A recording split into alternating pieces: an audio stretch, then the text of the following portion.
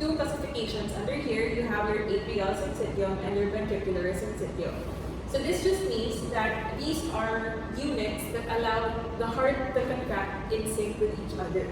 So you have your atrial syncytium. This would mean that both atria will contract together since they are considered to be one unit, and your ventricles will contract together as well.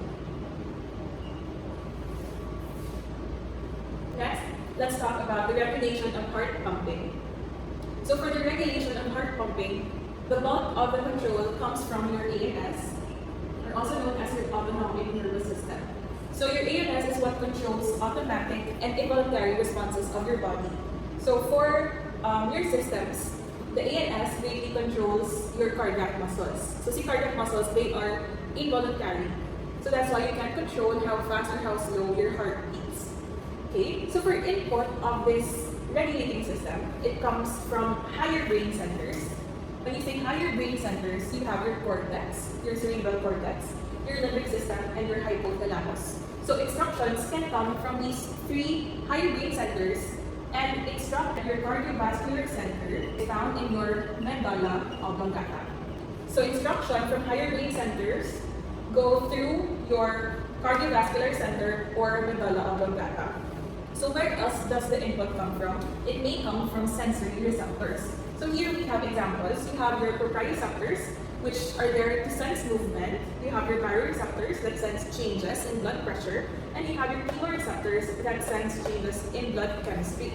So when you say input, okay, so these are, kumbaga, they have instructions.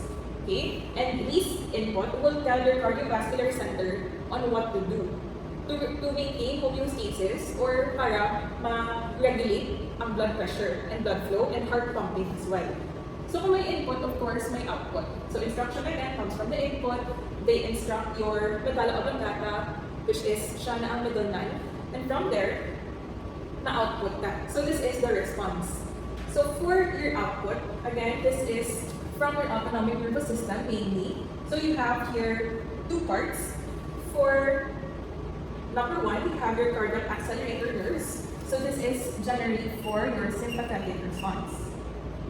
And you have your vagus nerve, which is your cranial nerve number 10.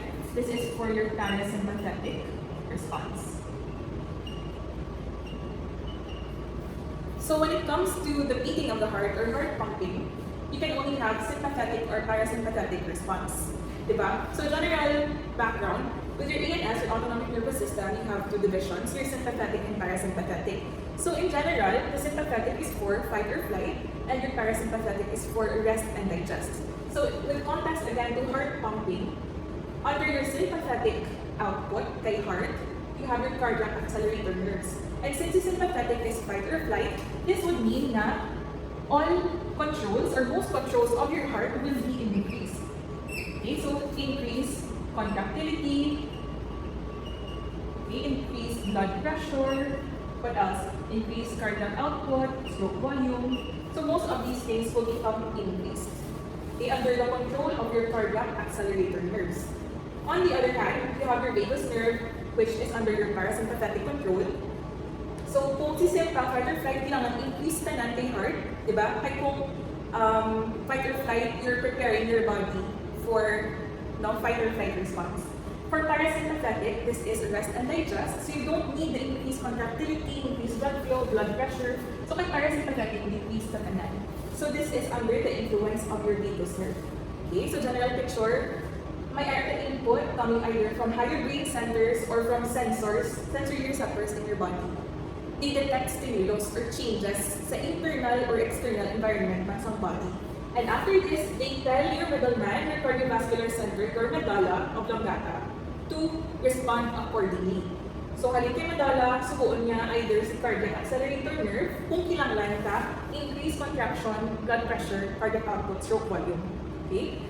Kung hindi, kung kinanglan decrease sila, so i-instruct na si vagus nerve, CN10, to decrease everything. So mali siya for control of heart pumping or regulation of heart pumping. Also, at rest, usually dominates the sympathetic system over your parasympathetic nervous system. Meaning at rest, this is what keeps your heart beating, si cardiac accelerator nerves. Ang manaamak kasi ilang contract in your heart. Sige lang may control nga, okay, contract lang that. So, what happens with a sympathetic response is, ma-increase lang siya. Kung kailangan fight or flight, ipadasigon yan. Okay? Kung kailangan yung mag-slow, this is si parasympathetic naman ang ma-activate. So, this is it for regulation of heart pumping.